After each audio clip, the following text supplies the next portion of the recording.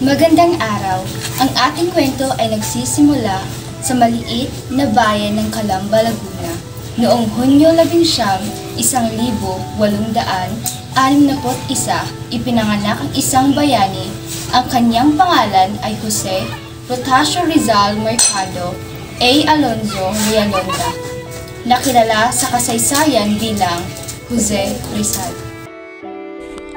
Si Jose ay ang ikapito sa 11 magkakapatid. Ang mga magulang niya ay sina Francisco Mercado at Teodora Alonzo. Tinanim nila sa kanya ang pagmamahal sa pag-aaral at malalim na pakiramdam ng pagiging makabayan. Always remember that knowledge is the key of understanding and change. Yes, Mama. Sa edad na 9, si Jose ay ipinadala sa Biñan, Laguna upang mag-aral sa ilalim ng gabay ni Maestro Justiniano Aquino Cruz. Mathematics, science, and literature are the foundation of wisdom and laws. I see a great potential in you. Thank you, Maestro. I will do my best to learn everything I can. Nagpatuloy siya sa pag-aaral sa Ateneo Municipal de Manila, nung saan siya ay naging mahusay sa kanyang pag-aaral at nagtapos ng mataas na karangalan noong 1877. Gayunpaman, hindi lahat ng alaala ay tagumpay sa akademiko.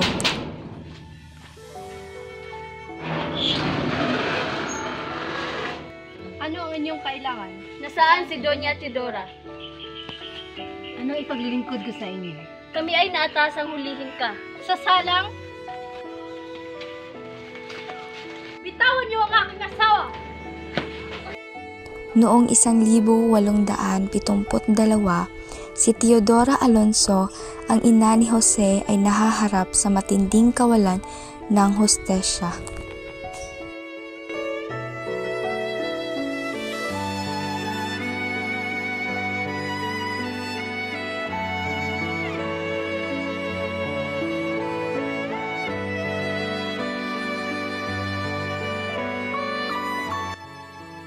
Titiisin ko ito para sa kapakanan ng aking mga anak at ng ating bansa.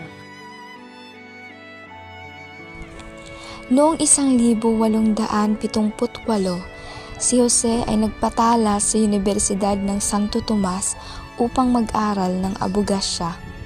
Gayunpaman, nakita niya ang kapaligiran na nakakainis at nagdidiskrimina.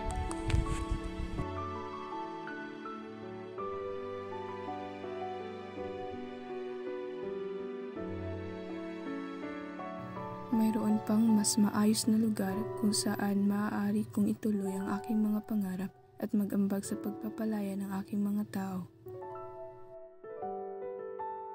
Noong 1882,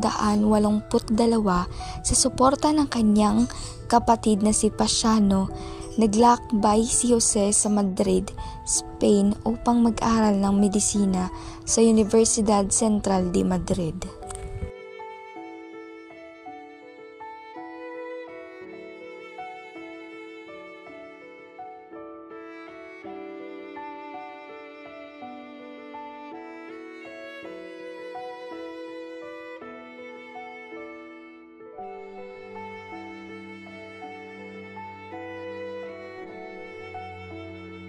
Ako ay mag-aaral para sa aking pamilya at para rin sa aking bansa.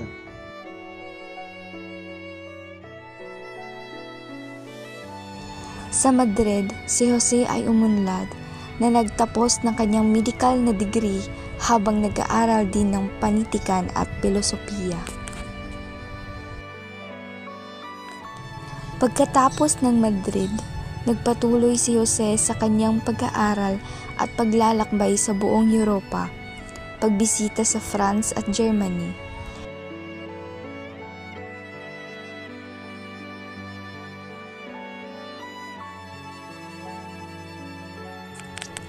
Noong 1887,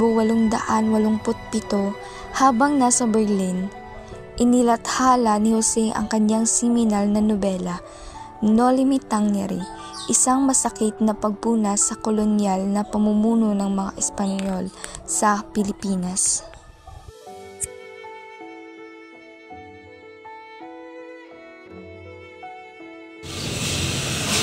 Jose, this book will open the eyes of our people. It is the powerful call for reform. I hope this book will inspire them to seek the change that we so desperately need.